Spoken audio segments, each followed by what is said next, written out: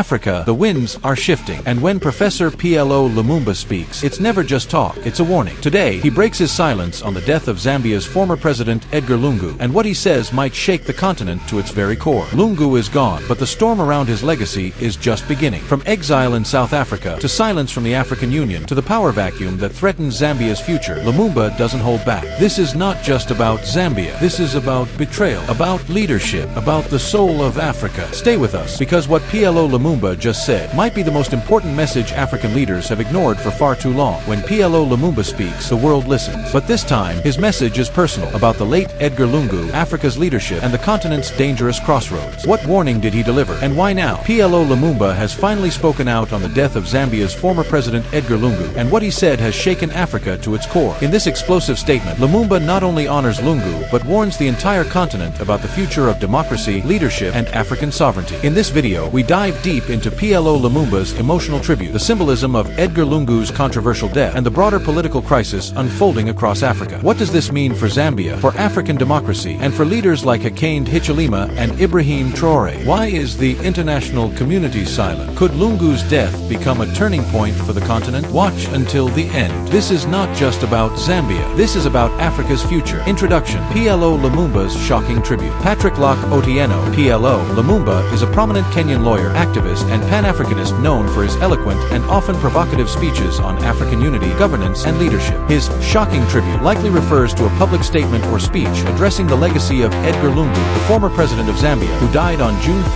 2025. Lumumba's tributes are often layered with critiques of African leadership, drawing on historical and contemporary contexts to highlight systemic issues such as corruption, neo-colonialism, and governance failures. His remarks about Lungu would likely combine praise for contributions to Zambia's development with pointed criticism of the controversies that marked Lungu's tenure, aligning with his broader Pan-Africanist philosophy of advocating for African solutions to African problems.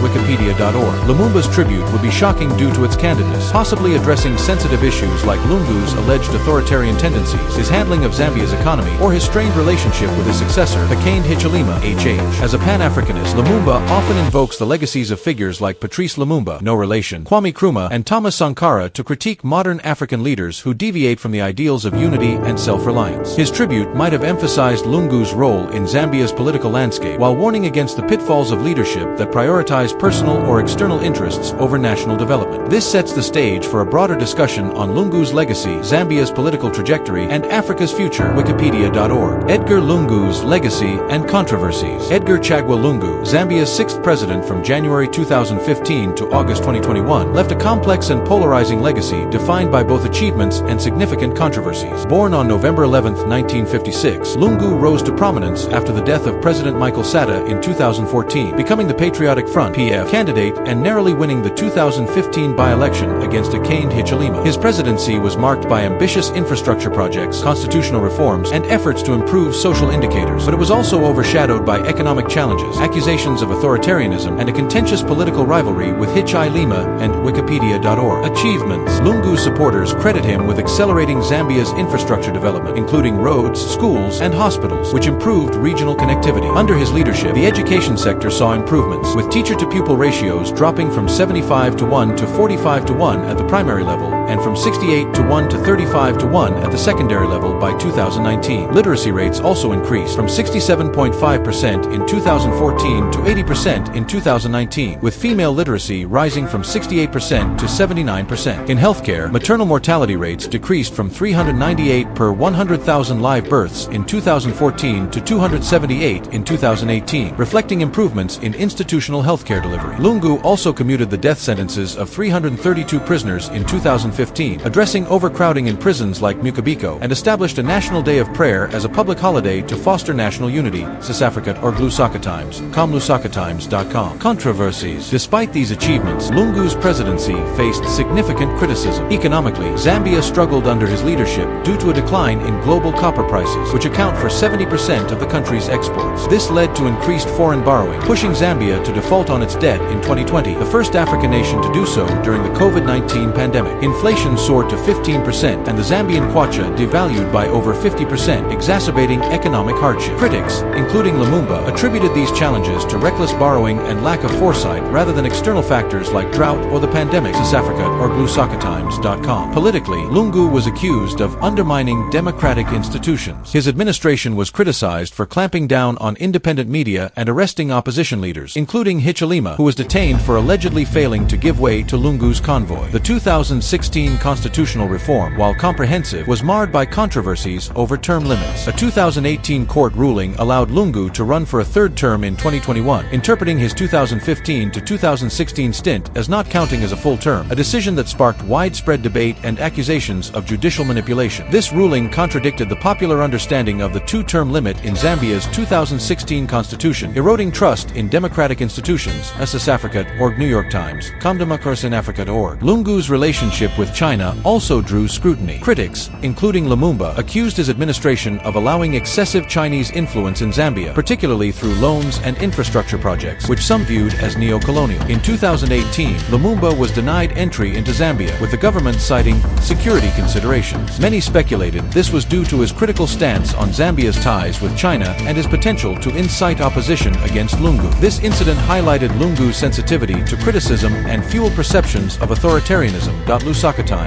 LuSoccerTimes.com. Political rivalry with Hichilema. Lungu's rivalry with Hichilema, who defeated him in the 2021 election, was a defining feature of his political career. The two faced off in 3 elections, 2015, 2016, and 2021, with Hichilema alleging electoral fraud in the earlier contests. The animosity persisted post-presidency, with Lungu's home raided by police in 2023 under Hichilema's government, and Hichilema's administration stripping Lungu of retirement benefits after he re-entered politics. This feud culminated in Lungu's death, with his family insisting that Hichilema not be involved in his funeral, reflecting deep-seated distrust. New York Times, CombC.com. Legacy. Lungu's legacy is a mixed bag. His infrastructure and social reforms laid a foundation for progress, but his economic mismanagement and authoritarian tendencies left Zambia grappling with debt and political division. His death in 2025, following surgery complications in South Africa, marked a pivotal moment for Zambia's opposition, particularly the PF, which relied heavily on his charismatic leadership. The Constitutional Court's ruling in 2024, barring him from a third term, underscored the fragility of Zambia's democratic institutions, a recurring theme in critiques of his presidency. Africa.org. The death that changed Zambia. Edgar Lungu's death on June 5, 2025, at the age of 68, was a seismic event in Zambian politics, exposing deep divisions and reshaping the country's political landscape. Lungu died in Pretoria, South Africa, following cardiac complications from surgery for an undisclosed illness, possibly related to his long-standing condition of achalasia. His death and the subsequent funeral controversy highlighted the unresolved tensions between his family, the PF, and Hichilema's government, denying Zambians the closure they sought from a unified mourning process.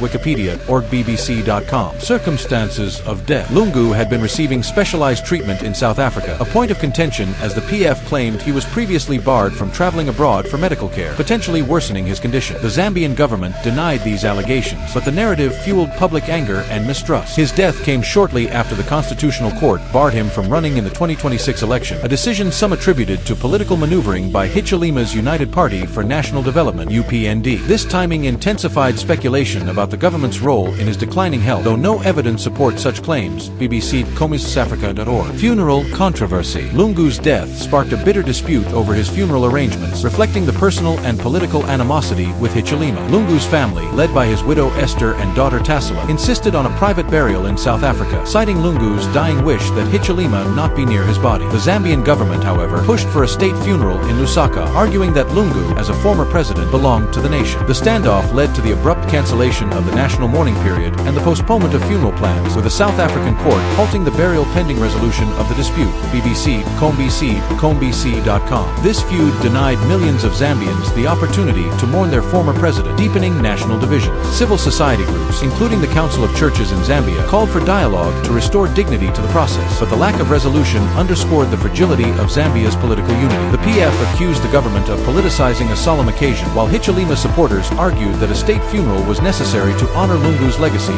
BBC, CombC.com. Political impact. Lungu's death left a vacuum in Zambia's opposition, particularly within the PF, which relied on his charisma to unify its fragmented factions. His role as the Tons Alliance's candidate for 2026 had positioned him as a formidable challenger to Hichilema, and his passing weakened the opposition's prospects ahead of the elections. The PF PF now faces a leadership crisis, with no clear successor to rally its base, a phenomenon likened to the fragmentation of Zimbabwe's opposition after Morgan Tsvangirai's death. This shift strengthens the UPND's position but raises concerns about the health of Zambia's multi-party democracy, as a weak opposition could lead to unchecked governance. Societal impact. Lungu's death forced Zambians to confront the legacy of his presidency and the ongoing challenges of economic recovery and political reconciliation. His tenure, marked by both progress and polarization, left a divided populace. The funeral controversy became a symbol of this division, with public discourse split between those who viewed Lungu as a visionary leader and those who criticized his governance failures. The event also highlighted the need for constitutional clarity on issues like presidential funerals and term limits to prevent future crises. Democracy in Africa.org. Lumumba's warning: Africa at a crossroads. PLO Lumumba's warning that Africa is at a crossroads reflects his long-standing critique of the continent's leadership